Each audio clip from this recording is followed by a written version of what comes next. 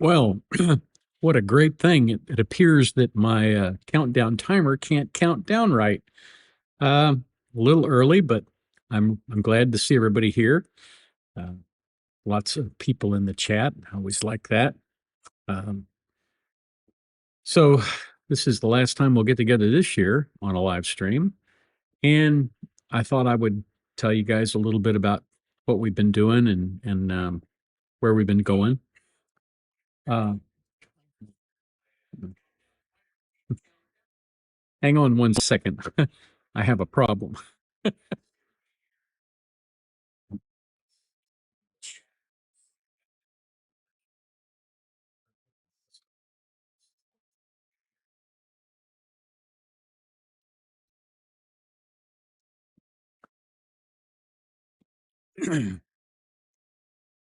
Sorry about that. I uh, I always check my live stream because I had glitches with it, and when I do that, I usually set it up on my phone, and then when I see that the thumbnail comes up and says, we're starting soon, well, okay, everything is ready to go, and don't have to worry about it. But I forgot to turn it off on the phone, so I was hearing myself from the other room tell me about how my timer didn't work. Oh my goodness.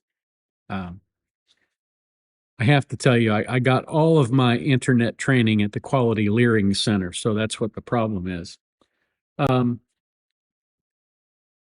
of course, we didn't do a live stream near Christmas, and my wife surprised me with a new Ninja air fryer, which I don't know how many of you have air fryers, but I have to say the Ninja is the top of the line from my view.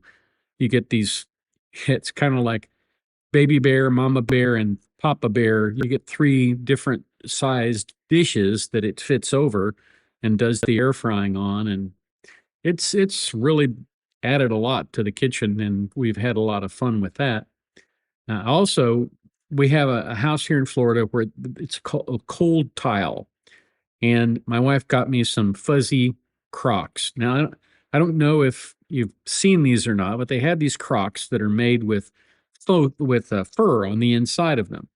And I think even regular plastic Crocs keep your feet warm, but these are outstanding. So those are a couple of things I got for Christmas that were really neat. I got a wallet that you push a little button and your credit cards pop up. I thought that was pretty cool. Um, Loretta says she loves her air fryer. I'm right there with you. Uh, so I'm in the South, there are a few traditions, I guess, that I would like to talk about because tomorrow, when we sit down for dinner, we will have these traditions in mind. One of the things that we always try to do on New Year's Day is have something with pork, whether it's ham or pork shoulder or whatever, something with black eyed peas, and something with collard greens. And the superstition is that if you have collard greens on New Year's Day, well, you'll get green in the form of money all the rest of the year. And the black eyed peas are for luck. And one of the reasons why it's associated with that is that during the Civil War, during Sherman's March to the Sea, they burned a lot of the other crops, but they didn't burn the black eyed peas because they thought that they were essentially animal feed. And so it was good luck to not have that particular kind of food burned. And so now it's associated with having good luck. Um, so I'm going to do something called Hoppin' John tomorrow. I don't know if you're familiar with it, but it's a dish that has usually has some form of pork. I'll use smoked sausage in it, and then rice and vegetables, including collard greens. Um, so we get all the goodies, all and black-eyed peas, and all the goodies at one time. So I'll be making that tomorrow for New Year's Day. Uh, be interested to know what what everybody else is doing for New Year's Day, or if you're familiar with any of those superstitions or traditions or whatever that I laid out before.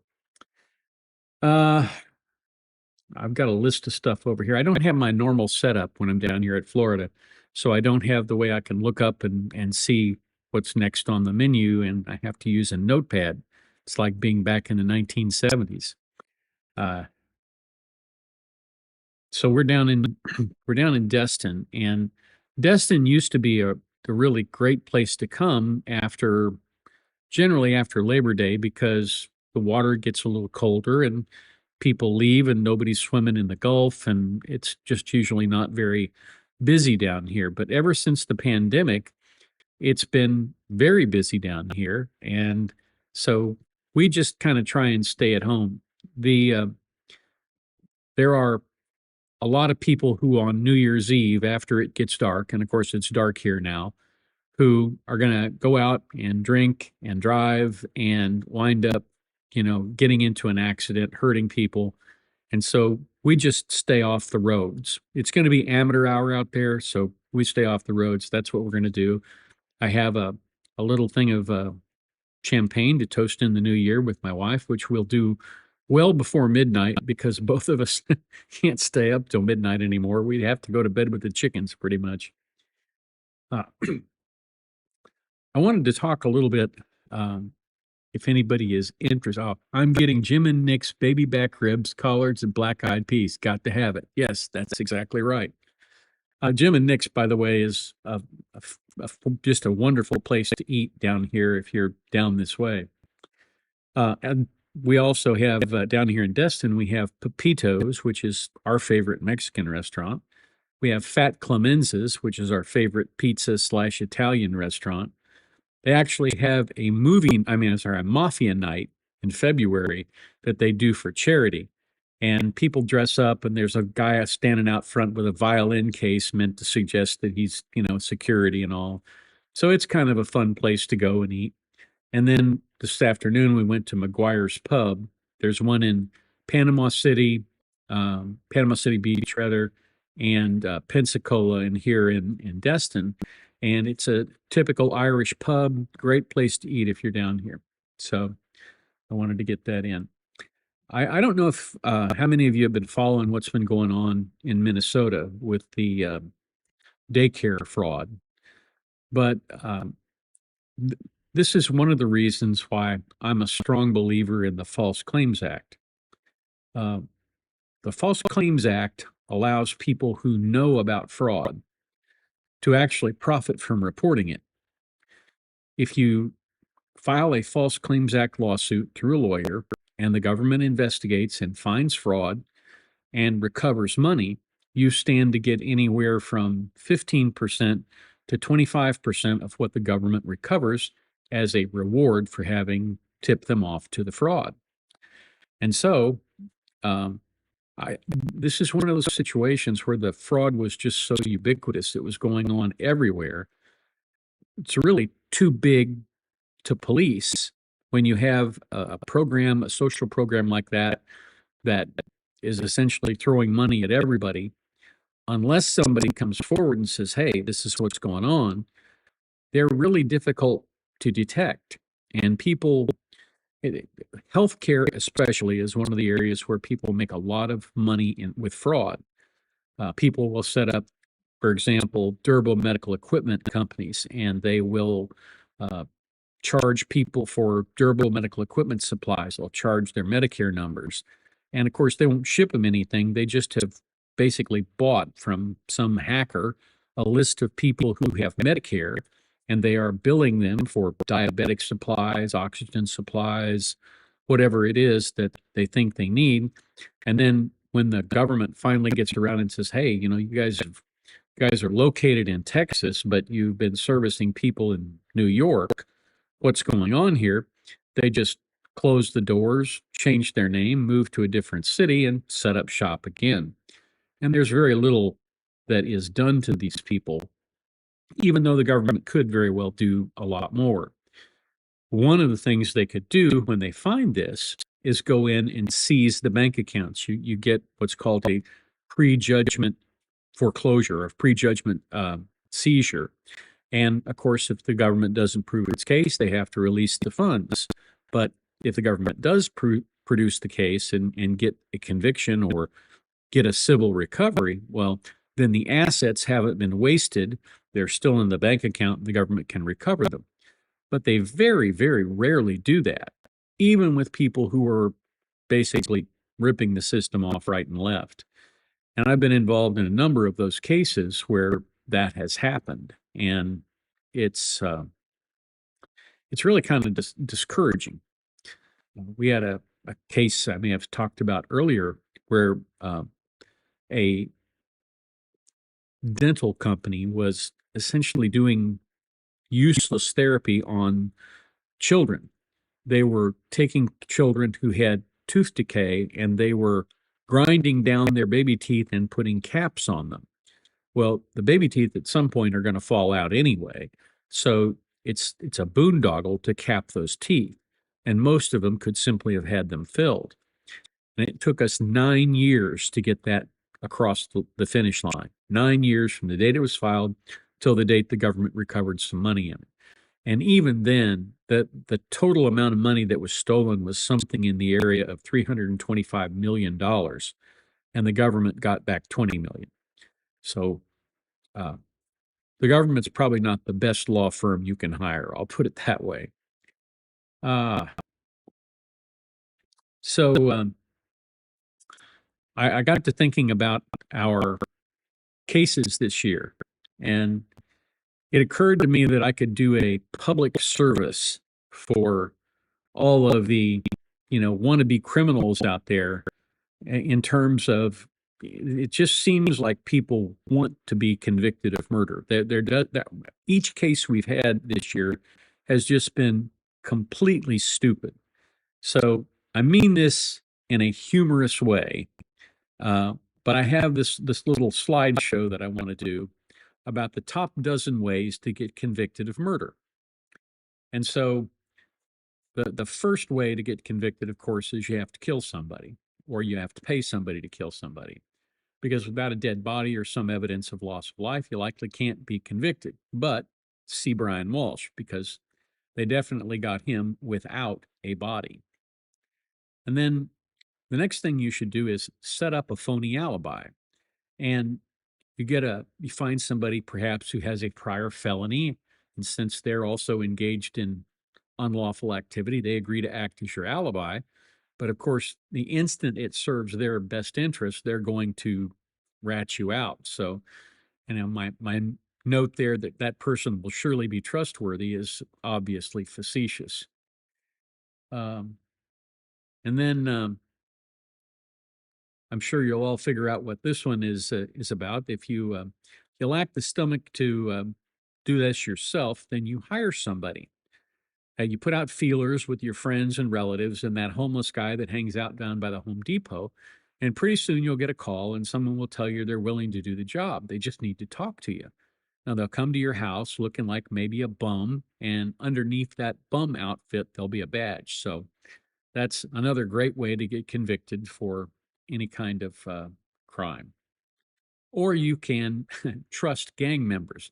If your girlfriend knows a couple of gang members and they're short on cash because the methamphetamine business hasn't been going well, you enlist them to do the dirty deed and you make sure they rent a car in their own names, make sure that they use their own credit cards, and ensure that they will name names if they get caught. And of course, that's exactly what they did.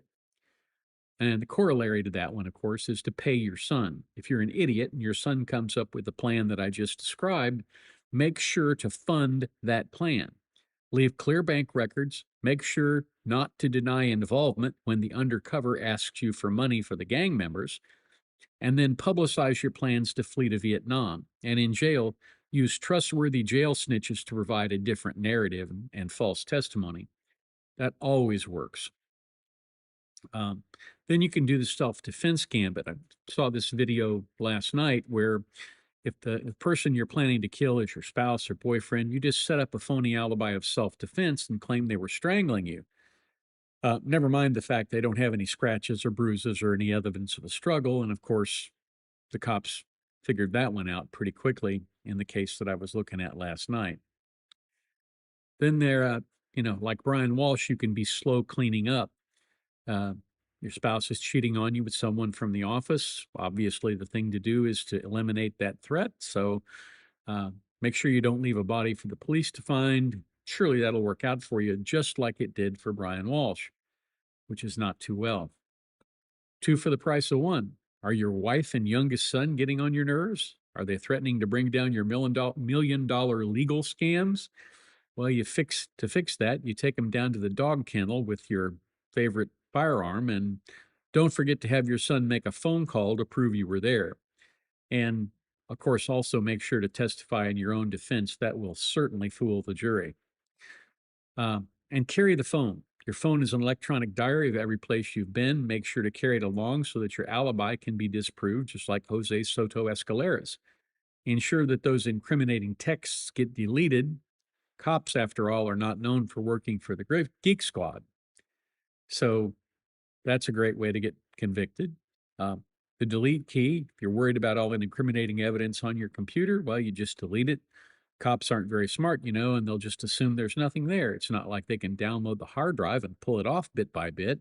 I mean, they're not tech experts, right? I'm sure that's pretty much what everybody thinks.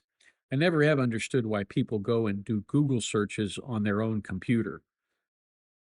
That's really stupid. Home Depot is your friend. If you don't have the tools at hand for the messy wet work, you go down to Home Depot and make sure that you don't wear a hat and sunglasses so you can and use your own credit cards so that you can be easily identified purchasing the tools. And then case up in Michigan, if you're angry at your husband because he's not doing very much around the house, you can always do what that lady did. It was an amazing case that she not only did she set the house on fire and him on fire, she ran over him with a car and then laid on him. It wasn't hard to figure out what she had in mind. And then suppose you're in that weird situation where your girlfriend has no clothing on but wants to play with firearms. That didn't work out too well for the deputy. So that's my dozen ways to get convicted for murder. Uh, uh, Rock and Roll 888 says Home Depot and Walmart have red rum ideas. That's exactly right. I was so saddened to see how much fraud was happening. Yeah, I was too, because most of those programs are designed to help people. And obviously, if they're being ripped off, they're not helping the people that are designed to help. Yeah, the cases this year have been really, really interesting. And I hope they will continue to be interesting in the next year. Didn't really prepare a lot. I kind of hoped you guys might have questions. Oh, don't forget Sarah Boone videotaped the whole thing. Yeah. Loretta, thank you. And also be completely obstreperous with every lawyer that's hired to defend you. That was a pretty amazing case. And you know, I don't imagine you have to pass a test to be a murderer. But if you did, none of these people would be able to get a passing grade. They all do the stupidest things and then expect to walk free. Yeah, Google how to get rid of a body if you really need to, as if you were getting rid of a body but didn't really need to. Oz longed to die in the cold. Yeah, that was almost that was one of the situations where obviously nobody got convicted, and thankfully that was the case. But the civil case that's going on is probably going to be really interesting. It's going to be in federal court. Unfortunately, we're not going to be able to follow it live, but boy, I wish we could. It wasn't intentional. Yeah, well, there intentionality is one of those things that's very difficult to prove because most of the time people don't write down every plan that they have to go out and commit a felony, and that's a problem. How do interesting cases become known? Is it the media? I think partly it's court TV and Law and Crime. They are actually doing the media's job for them in terms of letting people know about really awful crime. You know, the true crime genre really started with court TV and Law and Crime, and then we've got a whole bunch of people out here in the video space talking about all of these true crime cases. And the one thing that I think it has done is I think it has elevated the people's interest in how the court system functions. I had an interesting question today on the, uh, actually, it was in response to the post that I made about the live stream tonight. And they said something to the effect of, the Constitution says that Supreme Court judges cannot have their salary reduced during their lifetimes. What if the president decided to do that? Um, Obviously, the Supreme Court would be affected, but the district courts wouldn't have any jurisdiction, and ultimately it would wind up at the Supreme Court, but they can't rule on their own case. What am I missing? And that's what he asked. What you're missing is the rule of necessity. There are some times when judges have to rule on a case because they're the only one who can rule on the case. And in that situation, we just expect them to decide correctly. It's used very, very, very infrequently, but a judge is essentially the arbiter of his own level of discretion and his own ethics in terms of how he decides a case.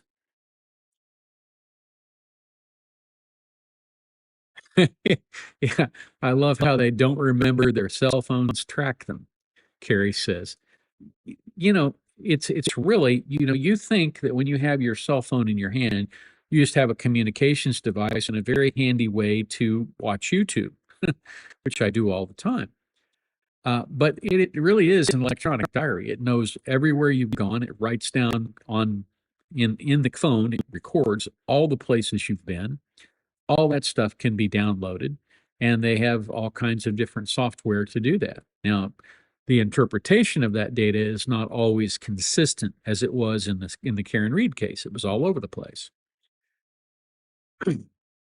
Here in Pennsylvania Dutch country, we do pork, sauerkraut, and mashed potatoes.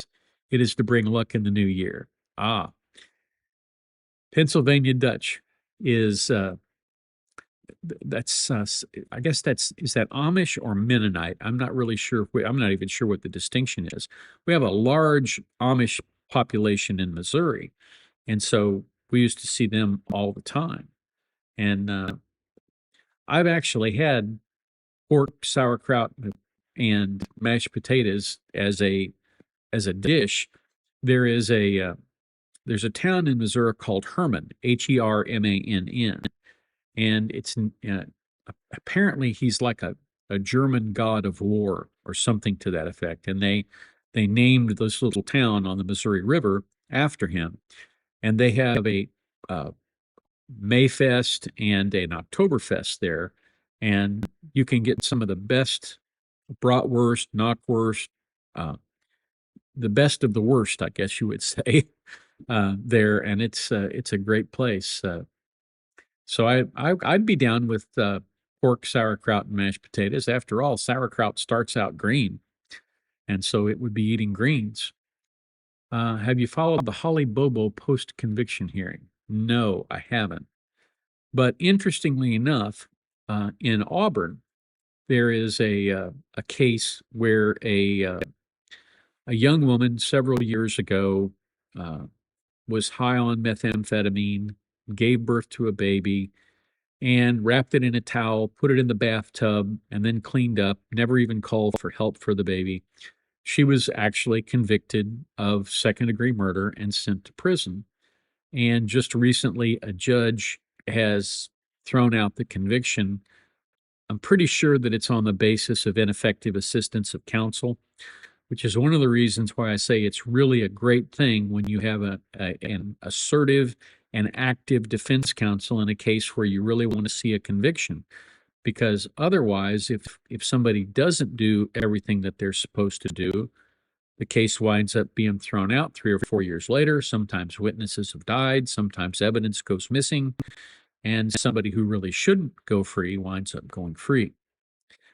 Uh, I'm not sure what the Holly Bobo case is, but I'll be interested. I'll have to go look at that after. Let me write that down because that will be interesting to follow up on. Do I have an opinion as to why Wendy Adelson is not yet arrested? Yes, I have an opinion. It apparently is an unpopular opinion. Pardon me. But the bottom line is that I think it's going to be very difficult to prove that she was a part of this. She was a very smart woman. She isolated herself. Once the murder happened, she isolated herself from that part of her family, and she really acted in her own best interest. She probably didn't give the best answers, and she certainly should have taken a lawyer with her when she went to be questioned by the police. But I think they may be satisfied having gotten all of the other ones. And Wendy has probably damaged her reputation to the point where she's kind of a toxic brand now in Florida. But I don't think they're probably going to go after her. If they do, then it will be a very interesting trial to follow. Um, just have to see. Did you watch the Teller trial? He was a case study in the fool who had himself as a lawyer. I usually try to watch those kind because they usually provide some real comedy relief.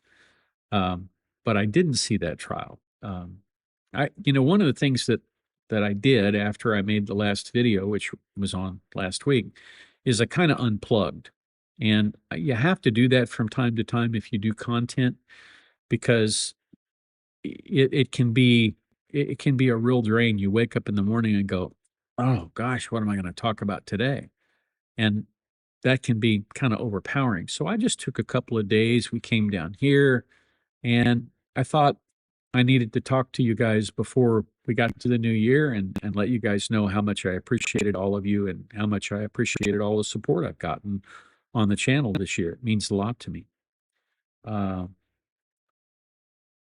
love bratwurst. Yeah, he love bratwurst myself. We have that all the time.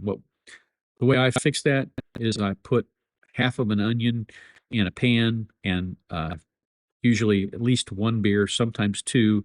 I drop in the bratwurst and I boil it for about 30 minutes to get all of the fat out of it. And then I take it out and brown it on the grill, and it is absolutely wonderful. I love bratwurst. I'm curious about how the grand jury process works. Can they start with an investigation grand jury and turn it into an indictment? Um, yeah, I mean, anytime you impanel a grand jury, it can issue an indictment. And they impanel a grand jury to do the investigation because the grand jury can issue subpoenas, and they can bring people in who might otherwise not be willing to come in. You can bring them in with a subpoena and gather their testimony. And absolutely, you can get a grand jury to indict uh, on the basis of the investigative work that's done by essentially done by the lawyers in the grand jury process, presenting that evidence to the jurors.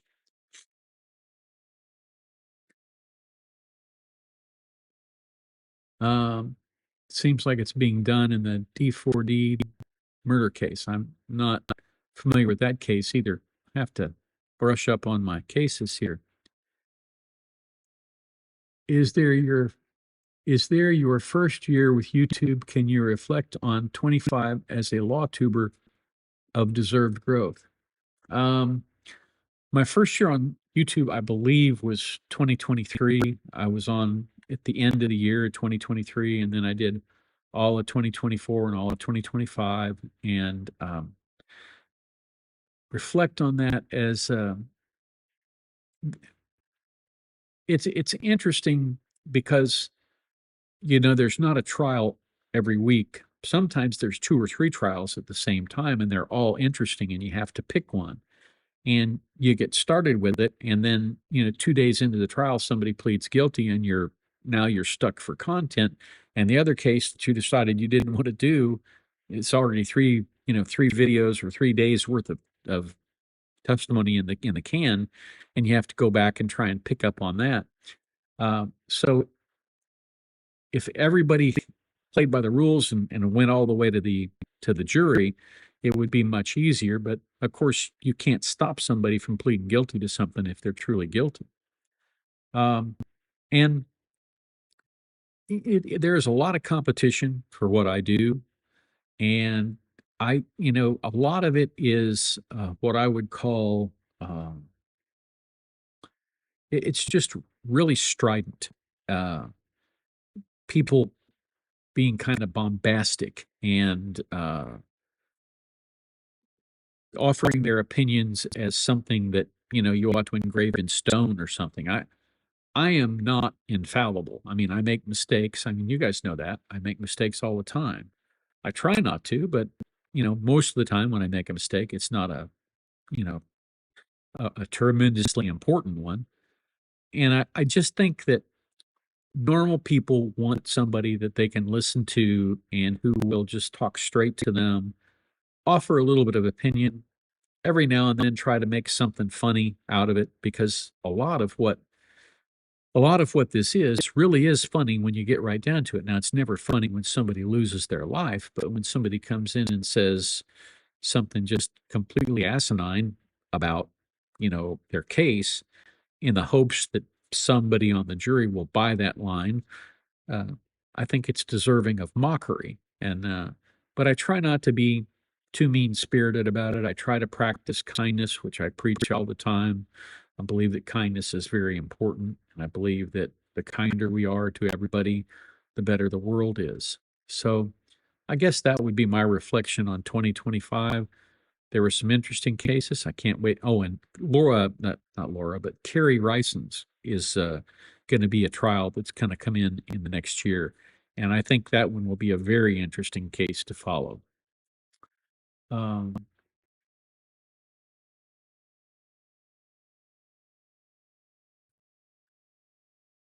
Happy New Year. Yes, thank you. In Montana, we had Crocs with studs, Crocs with studs for winter.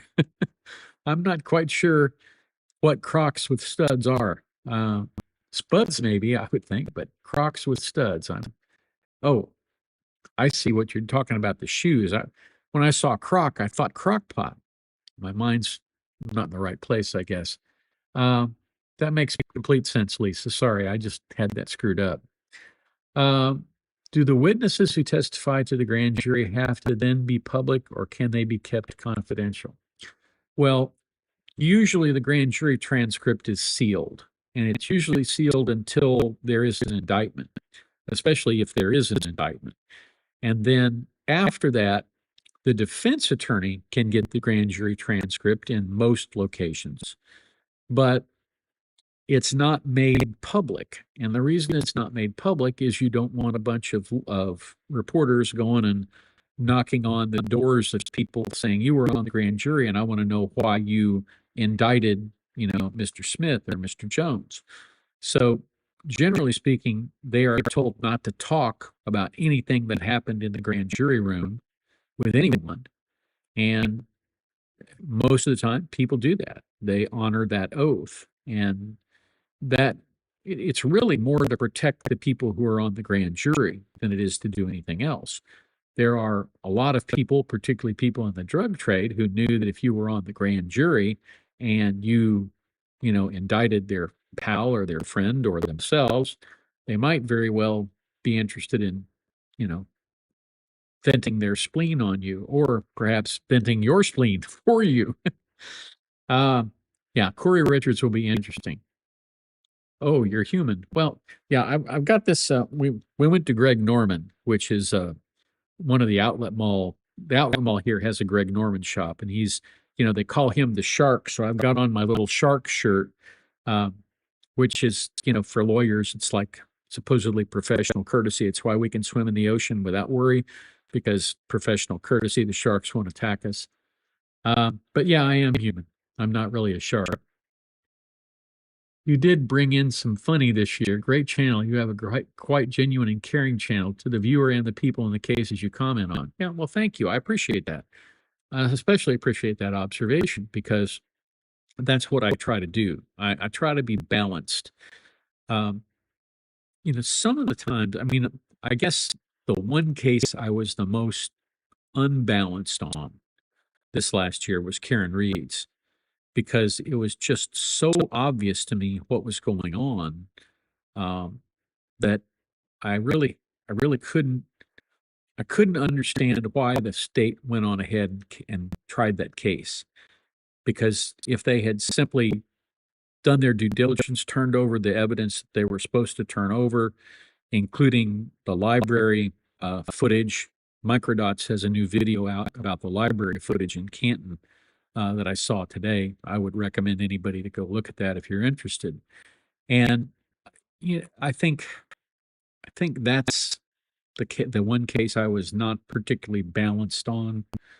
Uh, and then earlier than that, Alec Baldwin, I really felt like he was a bad guy, and I felt like he had done a bad thing. And unfortunately, the prosecutor did worse things, and we have to have a system that punishes the failure of due process, and particularly when that failure is intentional. And I believe that it probably was.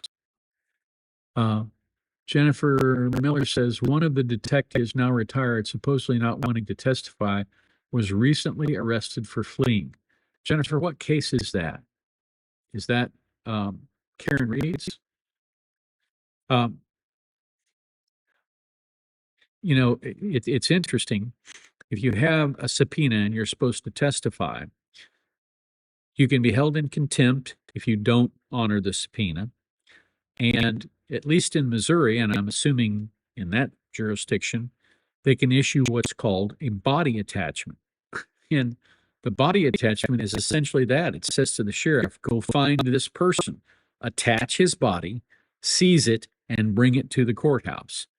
And we had a nursing home case in St. Louis County several years ago, and there were a lot of people who just really didn't want to testify, and we had a couple of nurses' aides who didn't want to testify and just continued to avoid coming in when they'd been subpoenaed.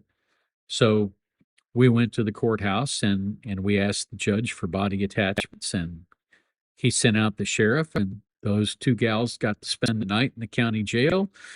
And the next morning, they had to post, I think, $500 in bond in order to get out of jail and go back to work, and make arrangements to come in and testify. But oddly enough, they weren't real helpful after that, as you might suspect. Dale Warner, see earlier comment. Okay. Um, okay. Always a good perspective analysis of cases you review. Much appreciated. Happy New Year. Happy New Year to everybody. As I said earlier, my wife and I are probably going to go to bed around 10 o'clock tonight. We have family that is on a cruise. They're on one of the Disney boats, and they are on, I guess it's Atlantic time or whatever. It's not Eastern time. It's the next time zone to the east. And so 10 o'clock will be midnight where they are, and we'll just celebrate as if we were with them. That's our plan. Michigan murder trial scheduled for January. All right, we're going to have to be looking at that one, Jennifer. Thank you very much. You see, one of the things I love about you guys is you tell me what cases you want me to cover. That makes it much easier for me to go and cover them, obviously, if I know what you're interested in. And don't be afraid to send me email, and tell me what you'd like to see done, or ask questions. And you can ask questions in the comments, or you can ask questions by email. A lot of times the comments scroll so fast that I don't get to them. So if I don't answer a question, email it to me, and I will do my best to get to that. Regarding Karen Reed, it created a weird dynamic where we wanted to distrust the Massachusetts, Boston DA and PD, Then the art fraud guy and his poor wife, and other cases the proctor touched on. Yeah, I mean, that's one of the problems with a bad cop is he not only brings down the case where he's caught being a bad cop, it affects all the cases he's worked on previously. And that has to be disclosed to those lawyers who represented those people. And they have to get a shot at, maybe overturning a conviction on the basis that he was the primary investigator and may have not handled things the way he should have. It's both. German descent, Amish are much stricter. Mennonites have all the modern conveniences. Oh, that's interesting.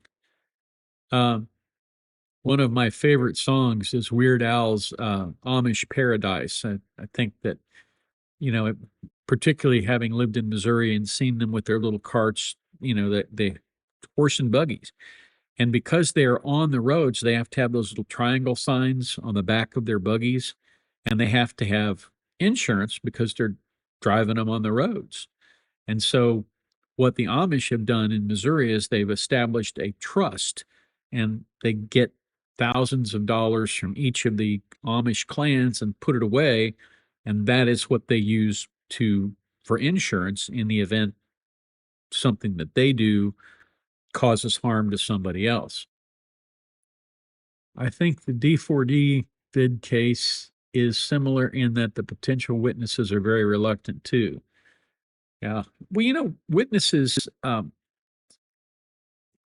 guess he is some musician who has involved with the death of his 14-year-old girlfriend. Oh, a guy who has a 14-year-old girlfriend?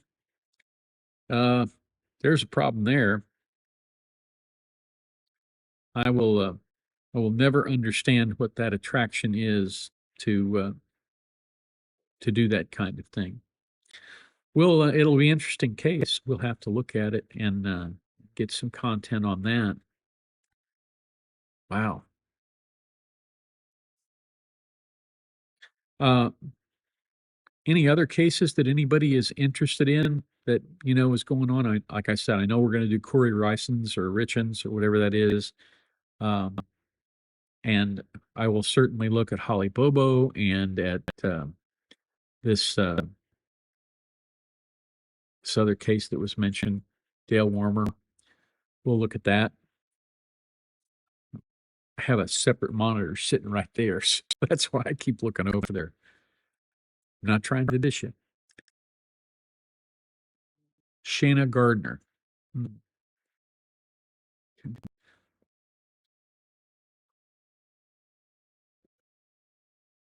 Did any of you guys see my content uh, from a year or so ago, probably in 2024, about the district attorney in St. Louis City? As I've mentioned before, there are in Missouri there is St. Louis County, which is the donut, and then St. Louis City, which is the donut hole, and both of them are statutory counties. And so she was the prosecutor in St. Louis City, and she was going to nursing school while she was, acting as the district attorney. And nobody knew it until she was almost ready to graduate from nursing school. Crazy stuff. She got removed from office.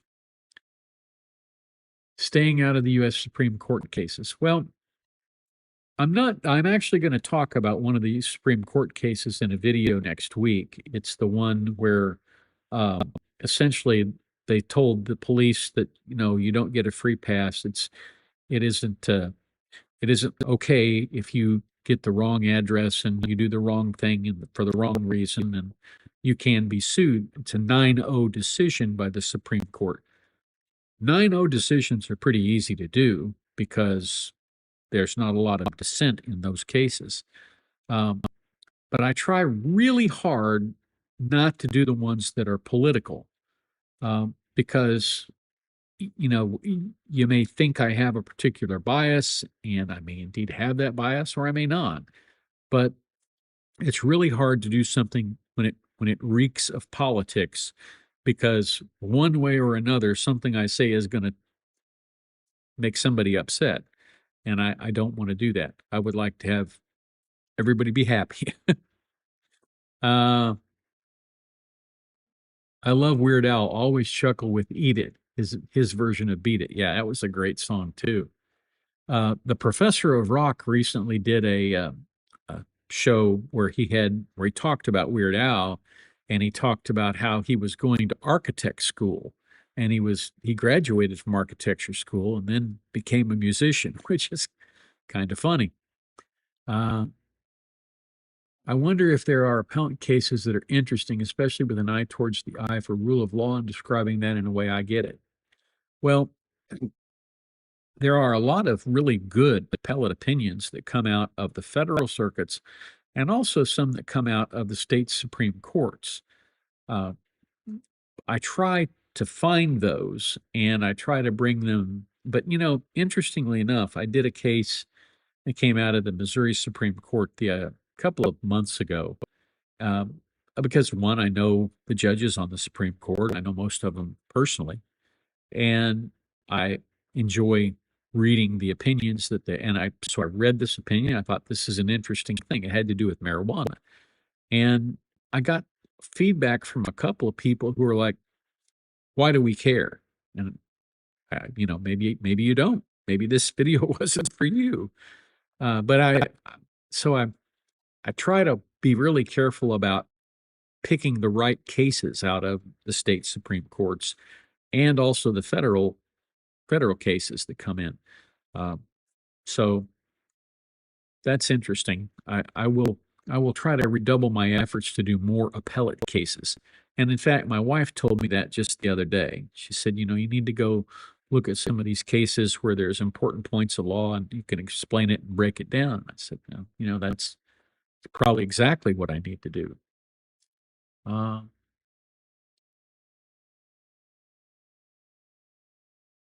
he is in his early 20s and her body was found in his trunk. Oh, that's a bad look.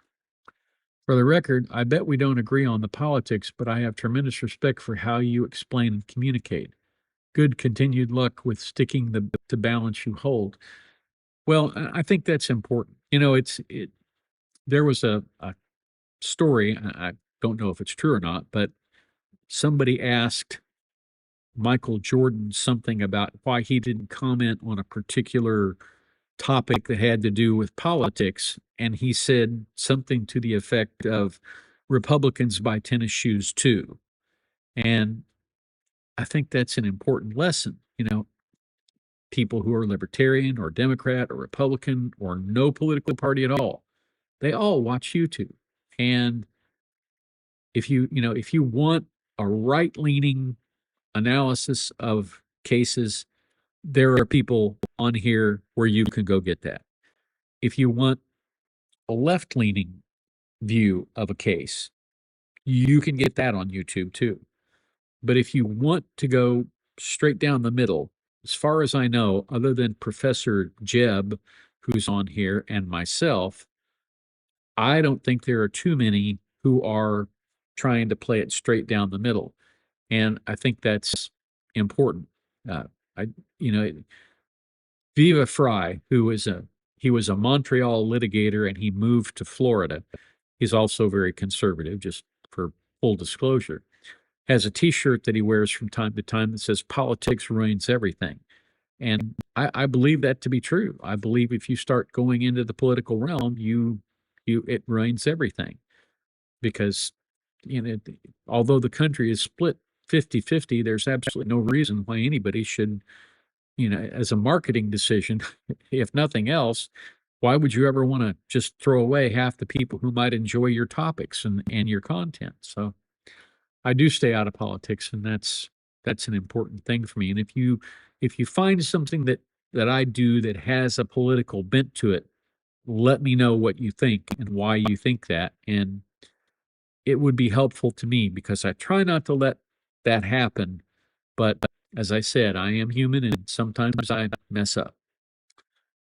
By the way, this is my first ever live chat. Thanks for doing this. Well, you're absolutely welcome. I figured it might be either a very good night to do it or a very bad night to do it. I figure if there are people who are going out partying and that sort of thing, it's probably not, there are probably not many of them here. But for people who are not going out and out there with all the amateur drivers drinking, and driving, then I thought it might be a good night to have a live stream. I appreciate the tips on the cases. This is also my first live chat. I was very impressed that you sent content from the cruise ship. I've never been on one, but if I do, I'll upload some content. Yeah, I've got lots of content from that cruise, but I said something earlier, maybe a year or so ago, about, maybe I could do a cruise review and people said, no, no, there's tons of people out there doing cruise reviews. So don't do that. Just stick to the legal stuff. So I thought maybe that was good advice. But I definitely will make it available to anybody who wants to see it. Because it is probably my favorite way of taking a traveling vacation. When my wife and I want to relax and just have things be quiet for a while, we come to our house in Florida, we kick back, and it's nice and quiet here. And we just, we can hear ourselves think. We don't have demands on our time. It's really wonderful. And so if you're going to go travel, it's a good way to go travel. It's like, you take your hotel with you wherever you go, and you have good food. What are cruises like?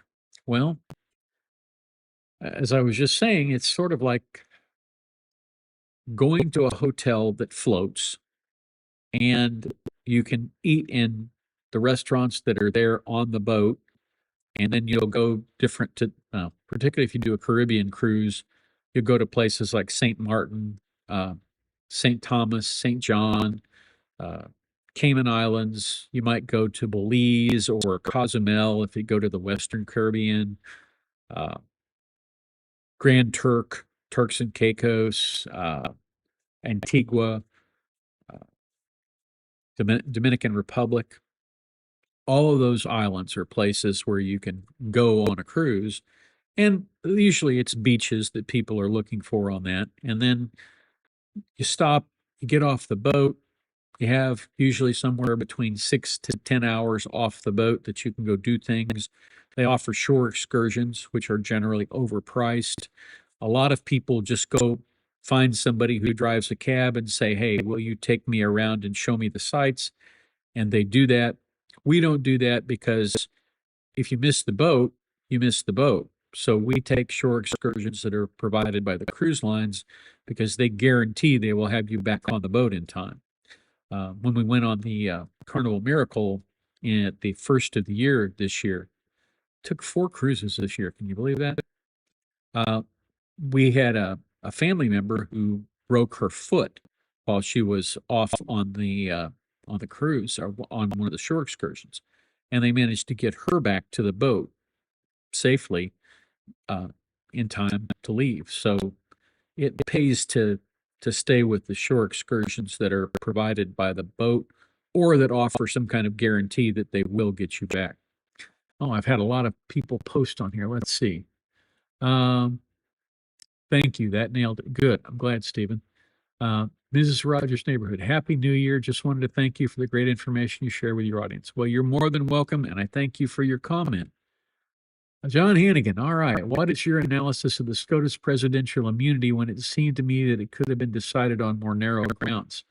Well, I am always a fan of narrow opinions. The general thesis is you should not decide a constitutional issue if there is a way to decide it without deciding the constitutional issue.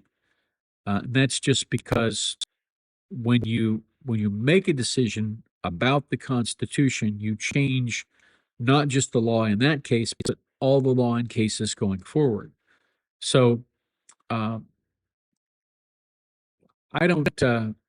There have been so many SCOTUS decisions now with regard to President Trump that it'd be hard for me to figure out exactly which one you mean. But like I said, I think it's generally a more prudent approach not to make a constitutional decision if you can decide it on a non-constitutional basis. Were you surprised by Coburg's admission of guilt? Yes, I was. And the reason I was is because he thought he was, Superman in terms of understanding criminal mind and criminal behavior, and he worked very hard to.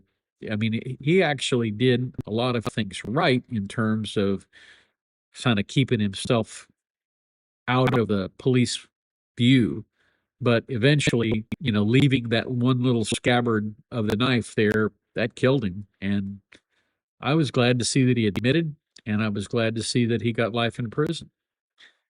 Uh, Remember to hit that like button. Yes, thank you. If you would hit the like button, that would help me out a great deal. It lets the YouTube algorithm know that you enjoyed this. Um, your favorite Aussie dog body language guy here. Much love and respect for stepping up and fight the good fight. Well, thank you. I have a great deal of respect for anybody who loves dogs because, I mean, we certainly do. We're down to one now. We just have Miss Emmy, but they certainly take up a large part of your heart.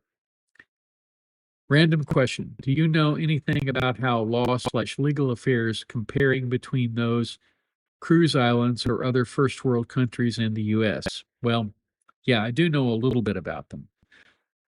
Generally speaking, the legal systems in the Caribbean tend to be much more European in design. And as a result, the degree to which you would get to process down there would be uh, fairly minimal. There were I when I know that sometimes I'm not particularly good about removing things from my backpack, and if I go to the range and I have a magazine in my backpack and I manage to carry it on uh, to a cruise ship and then get off and I'm in Grand Turk, that's a 6 years for every round, or I think it's maybe 1 year for every round that they find in your on your possession. So, they are very strict on gun laws. Um, I don't know about the civil law in those cases, but it does tend to be much more closely aligned with the European model of sort of the Grand Inquisitor, I guess. Uh, I I try to be really careful when I go to a foreign country. Um, I may have told this story before. When I was in high school, one of the books that came into my possession was something called the Insult Dictionary, and it was called How to Be Abusive in 5 different languages. And it had things like, what if somebody who is overweight sits down and crowds you out of your seat on the bus? And it had the thing that you would say in French, and basically, you may be big enough for 2 seats, but you only paid for one. Move your fat behind. And so I thought it was pretty funny to think that, somebody would go to the trouble of writing all of this. But then when you got to the part about what you said to police officers, like, how do I find the subway station? It was always kind and generous, noble police officer who keeps us safe. Can you please direct me, sir, to, and so there was absolutely no insults with regard to the gendarmes. I thought that was kind of funny. Do you ever watch interrogation videos? Yes, I do. I'm addicted, even though some are maddening, like the one with a dad and a son not being separated while interrogated for the son killing his mother. Now, that was a huge mistake. You never want to have anybody who can serve as a lifeline for the person who is being interrogated, if you're a decent interrogator. And of course, if you are a lawyer, you would never stand for having your client interviewed in the presence of somebody else. Uh, that's a real no-no. And usually, if you're smart, you just, unless it's self-defense, unless there's a legitimate self-defense claim, I would never allow my client to be interviewed because nothing good can come of it. Everybody thinks they can, you know, kind of schmooze their way or whatever through an interview and convince the cops, oh, yeah, I'm a good guy. But that rarely happens. Usually they see right through it. And as I've said before, the Reed technique is guilt presumptive. If they are talking to you and they are using the Reed technique, they want to convict you. And there is absolutely no reason to help them. Speaking as a defense attorney, there's no reason to help them convict you. That's their job. If they need to do it, they need to do it on what they find, not on what you tell them. So again, there's nothing you can do to help yourself. And the only thing you can do is hurt yourself by committing to a certain story, particularly if there are other facts that may go against that story. Uh, Is this actually life or replay? I'm in Central Florida, not far from JD. I'm about 1.5 hours away from everything in Florida. My dog is dying from fireworks. Oh, yeah. Well, Leslie, I have to tell you, that is one of those things that I used to hate about coming down here on the 4th of July and, of course, on New Year's, because on those holidays, fireworks are legal in Florida, and you hear pop, pop, pop, pop, pop all night long. Now, fortunately, Miss Emmy, my dog, is deaf at this point, or has such limited hearing that she doesn't hear the fireworks going off. And it is an absolute madhouse outside because they are shooting off fireworks. And I mean, I'm glad that people have the freedom to do that, but I've seen when I worked in the hospitals, boy, I saw a lot of really bad accidents that occurred with with fireworks. We had our daughter told us about the snap and pops, the little things that you throw down on the ground and they go bang. Well, they go bang because the weight when you throw them down, the weight inside smashes a little atom and it makes a big pop. Well, somebody thought it would be a bright idea to take the explosive part out of the snap and pops and put them all in a bowl so that you could then throw them out and make a big bang, except that when they put one too many into that bowl, the accumulated weight created a chain reaction and blew all of them up and horribly burned that person. So um, I'm with you on the fireworks. I wish they wouldn't do that. And it is live, by the way. I've watched your excellent recap videos on several trials. I enjoy them very much and appreciate your videos. Happy New Year. Thank you, Jen, the Couch Fairy. I appreciate that. Speaking of cruises, I'll be interested to see your thoughts about the case of the stepson as the state of the stepson unfolds. Yeah, that will be really interesting because it's hard to imagine that dynamic. You know, I find it hard to believe that they put the stepson in with the daughter when they're so close to the same age in the same room. That doesn't make any sense to me. But again, you don't need a license to be a parent. Steven says that my dog is freaking out here in San Antonio. Oh, I bet. Sad about your dog, JT. I know what that's like. Yeah, it really was. It was a pretty hard day. Fireworks are legal in most of Texas too. They started a couple of hours ago and will continue to about 1 to 2 a.m. Oh man. Well, we have a lot of shooters earplugs around the house, so when it gets bad, we'll just plug in a couple of shooters earplugs and go to sleep. I heard my first ambulance just a little bit ago, and I hoped it wasn't an accident. It was merely a lost digit. Mm, yeah. Well, I mean, you'll hopefully you don't lose an eye or something. People used to shoot bottle rockets at one another. As kids, I knew people who shot bottle rockets at one another, and that's not a very smart thing to do. I wonder about your nursing, your lawyering, and your speaking for the defense bias. Meant well. Well, thank you. Um, I wasn't a nurse, I was a respiratory therapist, but you pick up a lot of stuff that relates to nursing when you work in a healthcare. I lost one of my two canine companions last month. Definitely still have a hole in my heart. I also hate the fireworks and gunshots. My rescue dog has PTSD. Oh, that's terrible. My son had his first jury duty a few weeks ago. What a great conversation we had about that as I dropped him off to the courthouse each day. Well, that's that's interesting. It might be interesting to hear his viewpoints on what that experience was like for him. Uh, oh well, thank you. I appreciate that, Carrie. That our canine mind help. That's great. I'm a lawyer nerd, and this channel is one of my favorites. I'm super curious about the jurisdiction, about the cruise, and where the boat was and what law applies. You know, that's an interesting case. The FBI is doing the investigation because, generally speaking, when there is a crime committed on the waters, either in with a U.S. flagged vessel or if it left from a U.S. port, and clearly this one left from a U.S. port, then the FBI has jurisdiction over the investigation. But that doesn't mean that if they brought the case into criminal court, that a jurisdictional challenge couldn't be mounted.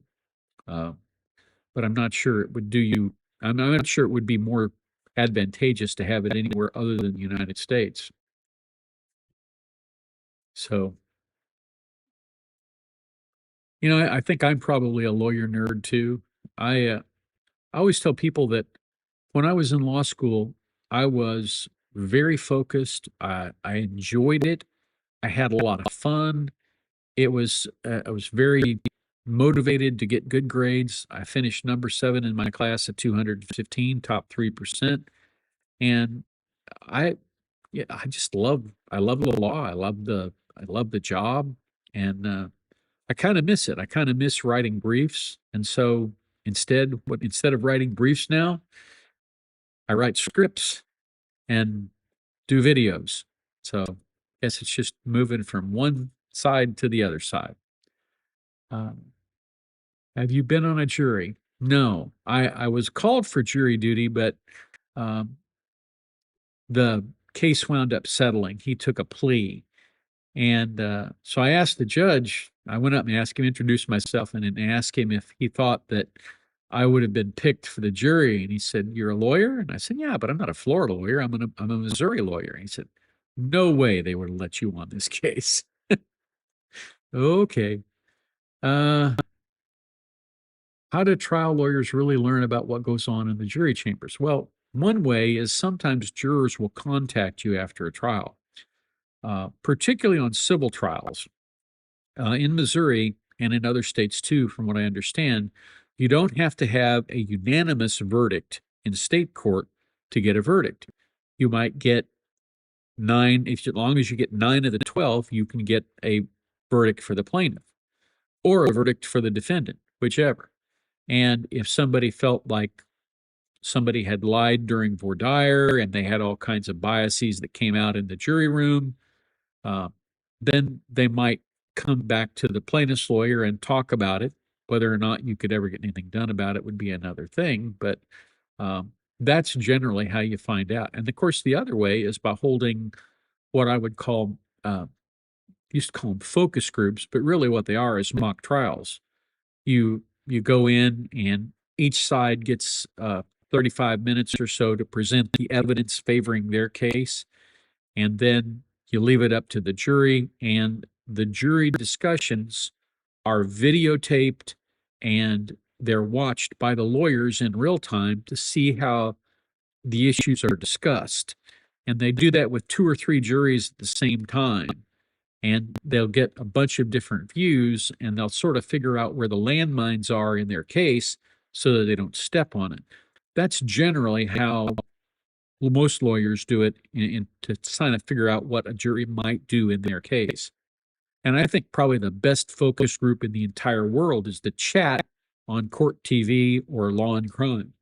Because, you know, if any of the lawyers in the Karen Reed case had been paying attention to that, and I know at least one of them was, then that's probably where they picked up a lot of what they used in their closing. Uh, Is it true that after 12 miles out to sea, no rules, international waters? Well, the 12-mile limit is where our territorial waters end. That's where we control fishing and that sort of thing. But crime on the open seas doesn't necessarily get restricted to 12 miles. Uh, Lawyer nerds unite. Yeah, there you go. Uh, Lucy Morningstar, not a chance. Went to law school that was big into maritime law. I might be outing myself. I didn't follow that because I wanted to be a trial attorney, but it is a specialization I know nothing about. Well, actually, in my, because St. Louis is right on the Mississippi River and also the Missouri River, uh, you have a fairly decent maritime practice there because the barges are all the time getting into collisions and that sort of thing. And one of the things that I did when I interviewed with a law firm in St. Louis called Sandberg, Phoenix, and Von Gontard, when I interviewed with him, is John Sandberg, the principal partner who was doing the interview, had this really interesting maritime case, admiralty case. And so I got him to discuss that. At the end of that, he said, "Well, I didn't get to ask you anything." So he brought me back for a second interview. It was a win, but unfortunately, they weren't interested in hiring me because I was 35 years old at the time, and they thought maybe I wouldn't be interested in working for somebody who was younger than me. You know, I've always believed that people are generally pretty reasonable, and that, you know, there really isn't there wasn't really very much to sort of discrimination. But boy, I found out in a hurry that, yeah, discrimination does exist and it needs to be wiped out. Fun fact, I sat as a juror in college in a first-degree murder trial in Massachusetts. The foreperson had a heck of a time reading the verdict, slip with guilty or not guilty for the first degree. 100% both sides mine data in chats like those, and they should. I mean, it's a free focus group. Why wouldn't you? We found him guilty of second degree because we did not buy his theory of self-defense. The jury foreman was faced with whether we found him guilty or not guilty of first offense, and he winged it. Well, can I say? Usually the judge will review the verdict form, and if it's not in the right format, we'll send it back.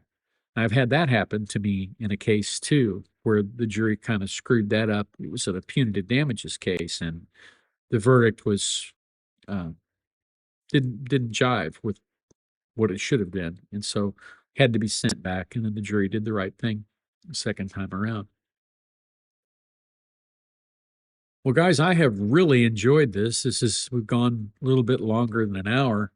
I have to figure out why that darn countdown timer went in about 2 minutes when it was supposed to go for 5 minutes.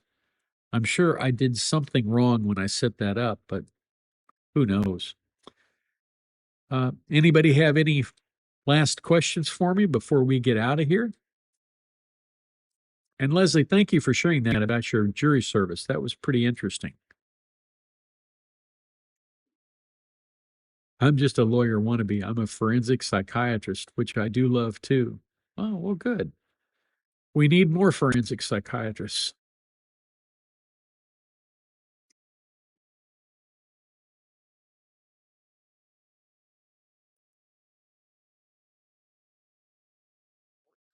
One of the things that I realized as I started doing more of these is that, you'll ask a question and you won't immediately see an answer pop up in the chat. And it's because people sometimes take a little while longer to write it. One of the things that I love about my iPhones and my iPads is you tap the little microphone button and you can dictate your response. And usually that works out pretty good, although autocorrect will from time to time mess you up. Great, Chandler Moore. Well, thank you.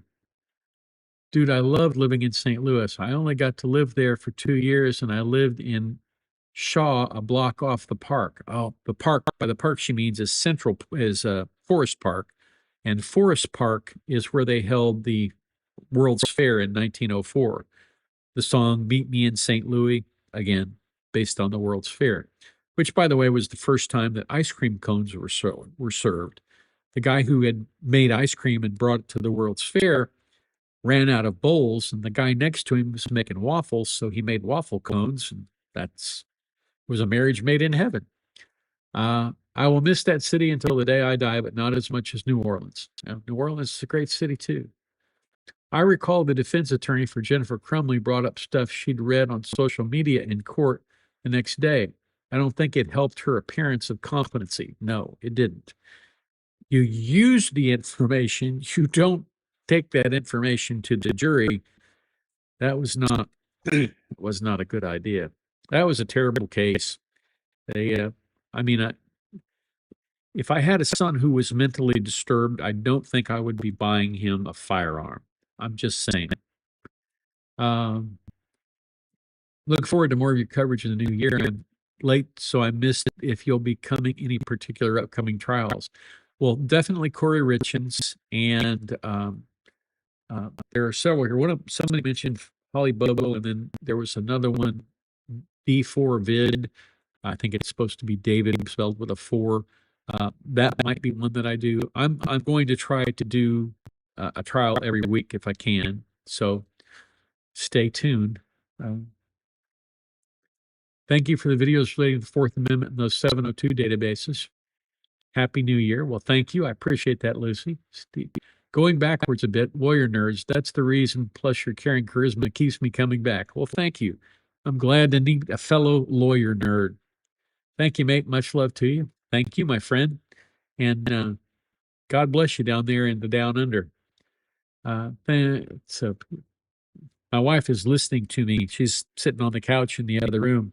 She's probably cracking up. We didn't screw up the verdict. The form was confusing, but when the foreman had to read it, he was faced with guilty or not guilty, but we had found him guilty of second degree. Interesting. So he was just messed up himself.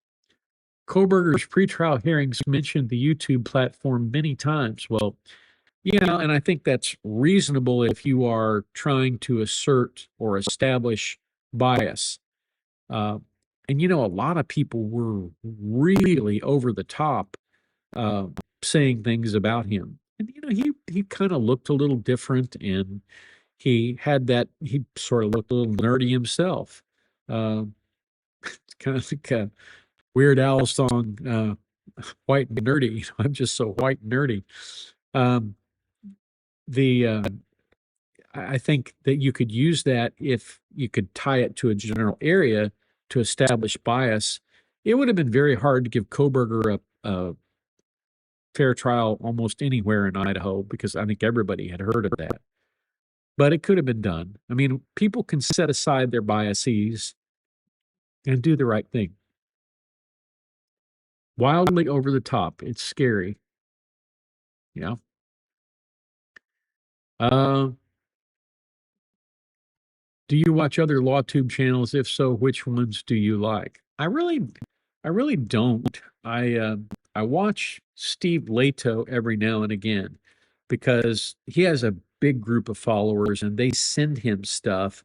And he says, somebody sent me this, and then he'll tell the story. And usually his stuff is pretty good. He's done a couple about the Institute for Justice. And I like Steve. I think he's a good guy. But it's really one of the reasons I don't watch other LawTubers is because I don't want to even accidentally rip off their content or rip off their analysis. I want my analysis to be purely mine, so that nobody can come back later and say, well, we saw that you commented on this video, and obviously you watched it, so you're just basing your analysis on that guy's video. I don't want to do that, so I try really hard not to watch other people. 2 more questions. I'll save them for next time. Well, you can ask them or you can save them. It's up to you. Carrie, thank you. I appreciate it. Agreed. I think if the arrest footage of the DoorDash driver would have been her saying what she actually said in her police interviews, I saw a tan sedan, things would be much different. Yeah, you have to worry about that kind of thing if you're a cop, and also if you're a district attorney, because every now and then people do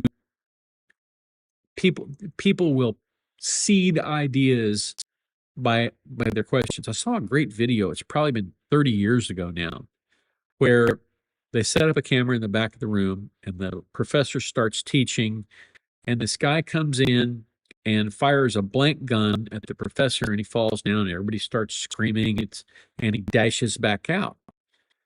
So the professor gets up off the floor after the guy leaves. He says, okay, that was just a demonstration. Now, did anybody see what that guy was wearing? And there were 3 different discussions about what that guy was wearing, and none of them were right. And how long was his beard? Well, I thought it was down to here, and somebody else thought it was a little bit longer. The guy didn't have a beard. And what kind of hat was he wearing? Well, he wasn't wearing a hat. So, you can seed people with the way you question them.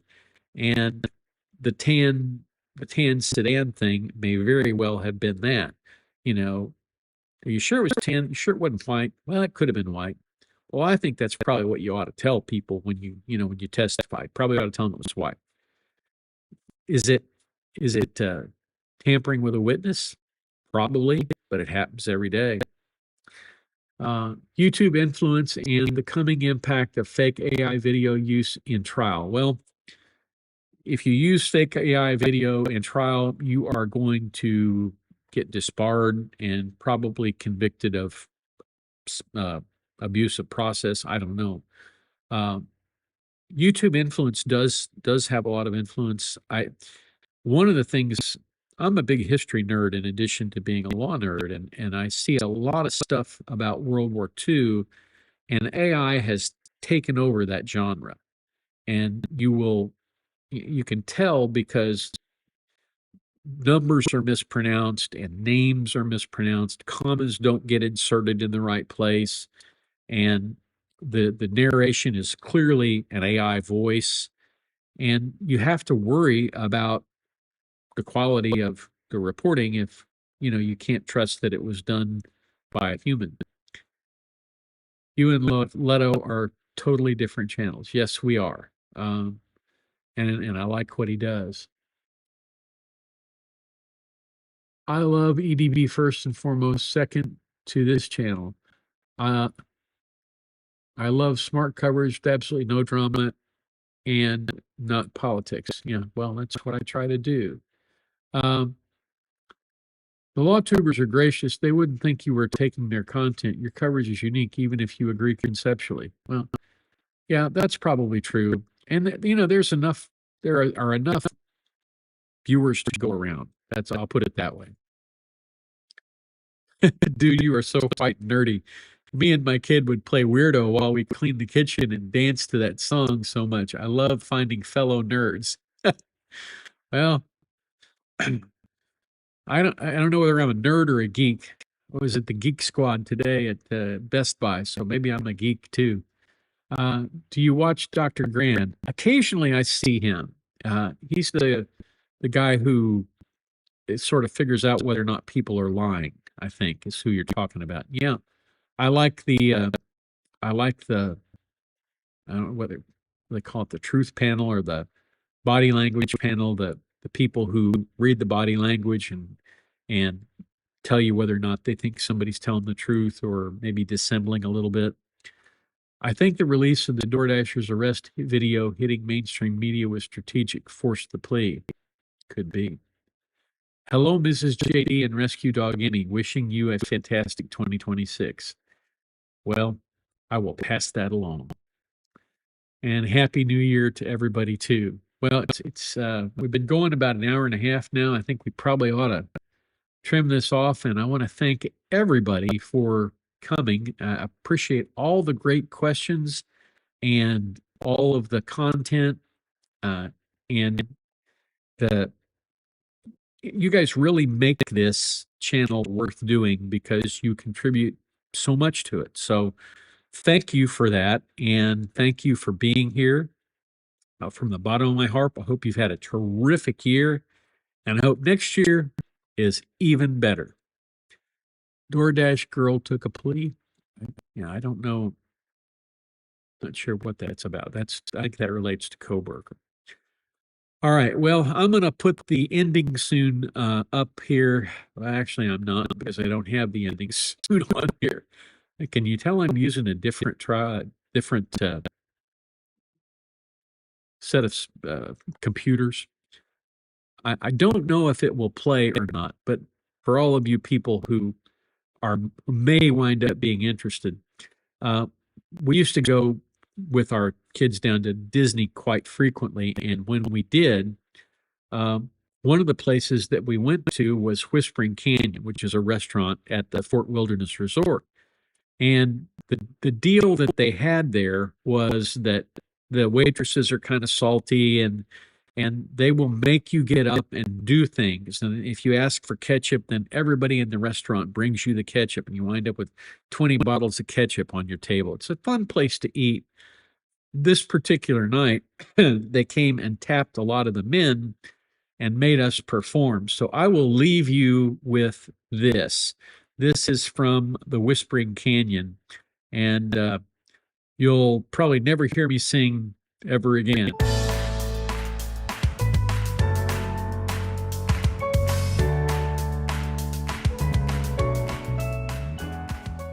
Little teapot, short and stout. I hope you can hear it. Here is my handle, here is my spout. When I get all steamed up, hear me shout. Tip me over and pour me out. That was pretty. The things we do for love. All right, everybody have a great evening, a happy new year, and we'll talk next week. I'm going to try to do one of these a week. Have a terrific night. God bless you all.